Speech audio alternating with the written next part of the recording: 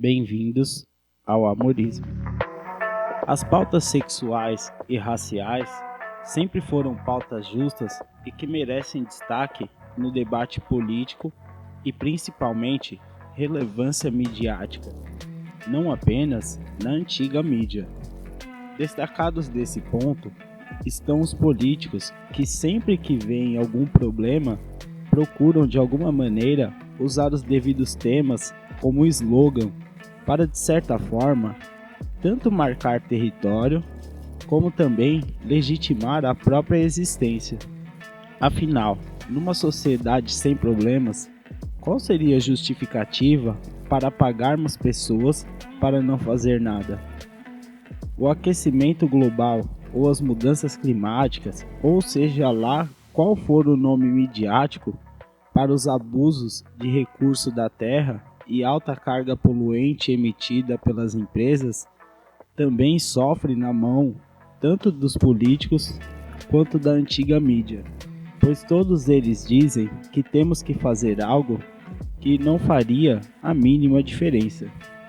Visto que os países onde se há tanto esforço pela antiga mídia quanto dos políticos referentes a isso, já são países que já trabalham com uma solução para esses problemas com diversos controles das empresas para eliminar ou pelo menos reduzir bastante a carga poluente emitida e com um mercado muito amplo com a reciclagem tanto de resíduos como de restos. O mais engraçado sobre isso é que uma jovem adolescente histérica que descende de pessoas de boa condição, uma organização global para discutir possíveis rumos na economia e uma galera jovem que altera etnia, sexualidade e acontecimentos históricos de personagens são capazes de fazer um lado se sentir ultra importante e o outro lado se sentir perseguido. Tem algum sentido nisso? Agora, na minha humilde opinião, é mais referente aos rumos do mercado e uma maneira de vender mais usando um tópico relevante que as pessoas sempre estão discutindo, ou seja, uma estratégia de marketing muito elaborada. Agora, por que eu vejo dessa forma? Nomenclaturas, jargões e palavras-chave sempre foram usadas e abusadas como publicidade, pois um nome simples, porém eficaz, é replicável e ainda que ele cause discórdia, tem a capacidade de se espalhar fácil, assim como um meme. Diversidade, orgânico, vegano, sem glúten, zero gordura trans e vários outros jargões simples e fáceis de se espalhar têm uma capacidade enorme de entrar no imaginário das pessoas e ficam bem em campanhas de publicidade. Essas campanhas de publicidade e temas para embalagens, pôsteres comerciais e outras mídias de divulgação sempre utilizam algo que está na moda ou então colocam muito dinheiro em algo com potencial de virar moda, visando vincular seus nomes com seja lá o que estiver na moda do momento, principalmente na música, pois jingles têm a capacidade de grudar na cabeça das pessoas por muito tempo. Só que antigamente o jingle era visto puramente como algo publicitário. E usar os músicos, influencers e a mídia falar determinadas palavras é uma maneira mais eficaz, mais orgânica e mais natural de se conectar com o público. Além disso, um jingle precisa ser comprado no espaço dos comerciais. Agora, certas palavras que podem ser colocadas nas embalagens e estimuladas no debate público, pois a média da população não se liga tanto nessa questão tanto falada da tal guerra cultural, que na minha visão é apenas uma maneira de publicidade do outro espectro político. Toda moda acaba devido à estafa, à concorrência ou devido aos excessos causados por essas modas.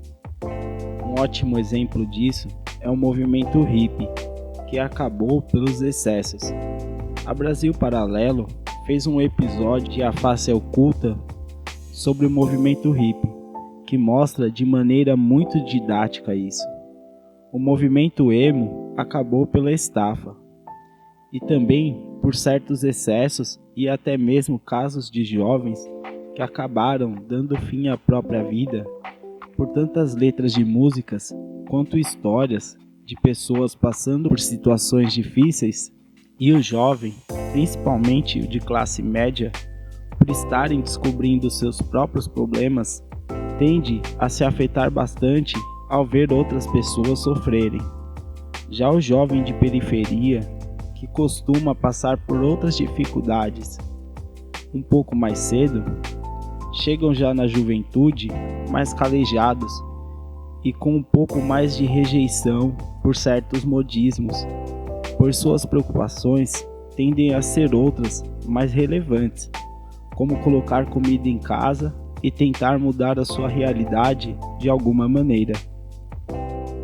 Estamos começando a observar alguma força já no sentido oposto da cultura woke, pois estamos vendo a estafa do movimento e alguns excessos também.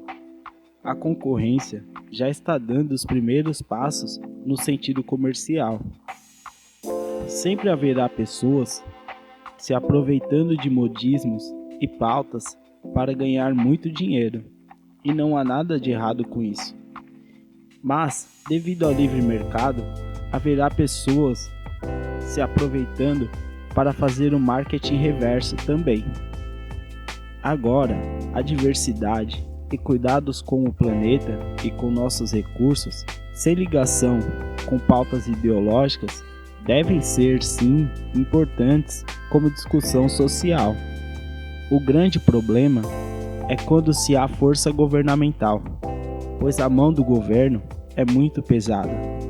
As ações do governo são capazes de destruir milhares de empregos, deixar uma sociedade pobre e até mesmo matar milhares de pessoas. As duas guerras mundiais e os conflitos de larga escala são uma prova disso.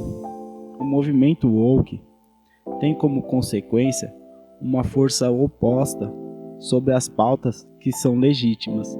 Esse movimento reforça certos estereótipos, tanto étnicos quanto sociais, e passam uma versão muito menos natural, muito mais falsa sobre o que são essas pautas, que são usadas por pessoas, em geral, mal intencionadas, ou no mínimo, que querem fazer apenas muito dinheiro, encher os próprios bolsos e não ligam de verdade para essas pautas.